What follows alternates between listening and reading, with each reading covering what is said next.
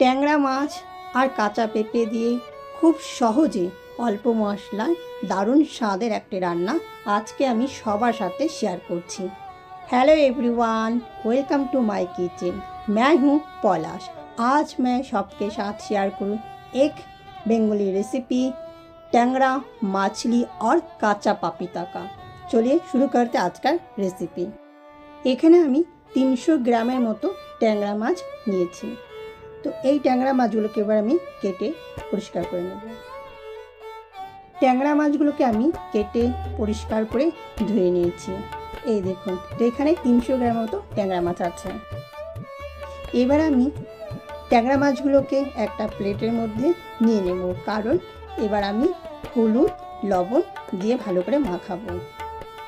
তো এখানে আমি সামান্য পরিমাণে দেব হলুদ পাউডার আর দেব এখানে সামান্য পরিমাণে লবণ আর একটু দেব প্রায় ধরুন 1.5 চামচের মতো কাঁচা সর্ষের তেল দিয়ে ভালো করে ট্যাংরা মাছগুলোকে ম্যারিনেট করে রেখে দেব সাইড করে। কাঁচা সর্ষের তেল এর জন্য দিলাম ভাজার সময় যেন তেল ছিটকে না আসে।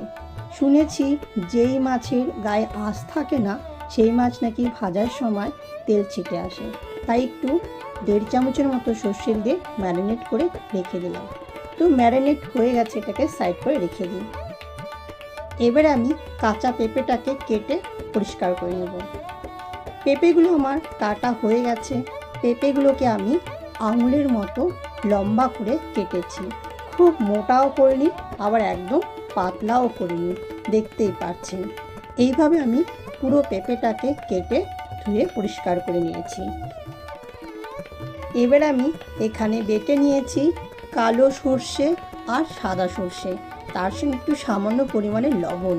এখানে 2 চামচ কালো সর্ষে, 1 চামচ সাদা সর্ষে আছে। চলুন তাহলে এবার রান্নাটা শুরু করি। সবার প্রথমে গ্যাসটাকে অন করে কড়াইটাকে ভালো করে গরম করে নেব। তো কড়াই এখানে গরম হয়ে গেছে। এবারে দেব সর্ষের তেল। তেলটা যখন খুব গরম হয়ে যাবে তারপরে মাছগুলো দেব।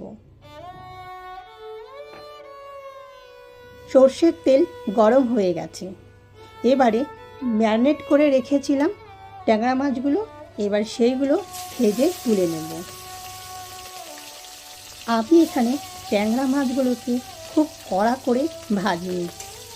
আপনি চাইলে ট্যাংরা মাছকে কড়া করে ভেজে নিতে পারেন। যেহেতু একটু ঝোল হবে তাই আমি হালকা করেই ভেজেছি। এক সাইড হয়ে গেছে, পাল্টে দেবো আর এক সাইডের জন্য। যখন 2 সাইড হালকা ভাজা হয়ে যাবে তুলে নেব।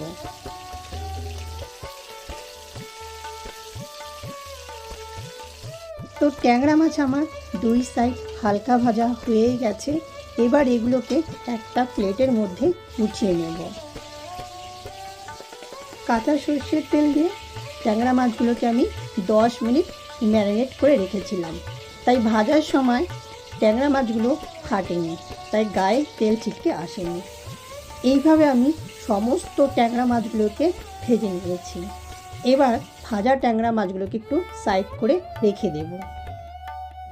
একই তেলের মধ্যে ছোট 1 চামচ কালো জিরে ফোড়ন দেব আর দেব চিড়ে রাখা 4টে কাঁচা লঙ্কা। যখন হালকা একটা ভাজা গন্ধ বেরিয়ে আসবে তারপরে দেব কেটে রাখা পেঁপেগুলো। এবারে দিয়ে দেব কেটে রাখা পেঁপেগুলো। 3 থেকে 4 মিনিট নেড়ে চেড়ে নেব।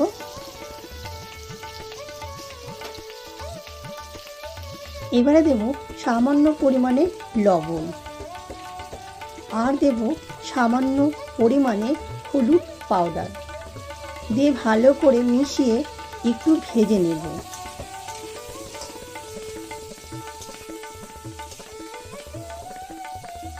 আজকের রান্নাতে কিন্তু আমি অন্য কোনো মশলা ব্যবহারই করিনি।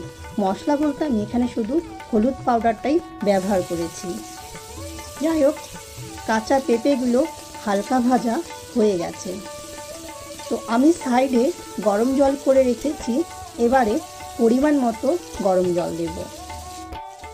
এখানে আমি বড় 1.5 কাপের মতো গরম জল দিয়েছি। যাতে পেঁপেগুলো সেদ্ধ হয়ে যায়। আর এবার একটা ঢাকনা দিয়ে ঢেকে দেব 8 থেকে 10 মিনিটের জন্য। গ্যাসের ফ্লেমটা একদম মিডিয়াম থেকে লোতে রেখে দেব। একটা ঢাকনা দিয়ে ঢেকে দেব 8 থেকে 10 মিনিটের জন্য। দেখে নিই আজকে রান্নাতে আমি কি মশলা ব্যবহার করেছি। প্রথমে সর্ষের তেল নিয়েছি, এখানে নিয়েছি কাঁচা লঙ্কা, আর কি নিয়েছি কালো জিরে, নিয়েছি হলুদ গুঁড়ো, নিয়েছি লবণ, আর নিয়েছি কালো সর্ষে আর সাদা সর্ষে। এই ছিল আজকের আমার রান্নার মশলা। চলুন তাহলে এবার ঢাকনা খুলি। পেঁপে আমার সেদ্ধ হয়েই গেছে, এই দেখুন। তো যদি আপনারা মনে করেন আপনাদের পেঁপে সেদ্ধ হতে আরেকটু সময় লাগবে, তাহলে সেই বুঝে ঢাকা দিয়ে আরেকটু রান্না করে নিতে পারেন। তো এখানে আমার পেঁপে সেদ্ধ হয়ে গেছে। পেঁপেগুলো একদম বেশি সেদ্ধ করিনি যাতে ভেঙে যায়, তো একটু গোটা গোটা থাকে, তাই এরকম আমি পেঁপে সেদ্ধ করে নিয়েছি। এবারে দেব বেটে রাখা সর্ষের বাটা, দিয়ে ভালো করে মিশিয়ে নেব। এবারে দেব ভেজে রাখা ট্যাংরা মাছগুলো দিয়ে ভালো করে মিশিয়ে নেব।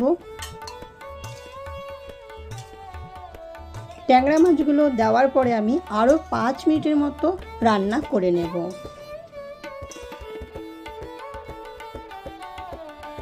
এবারে আমি দিয়ে দেব 3-4টে চেরা কাঁচা লঙ্কা, আর 2 মিনিটের মতো রান্না করে নেব।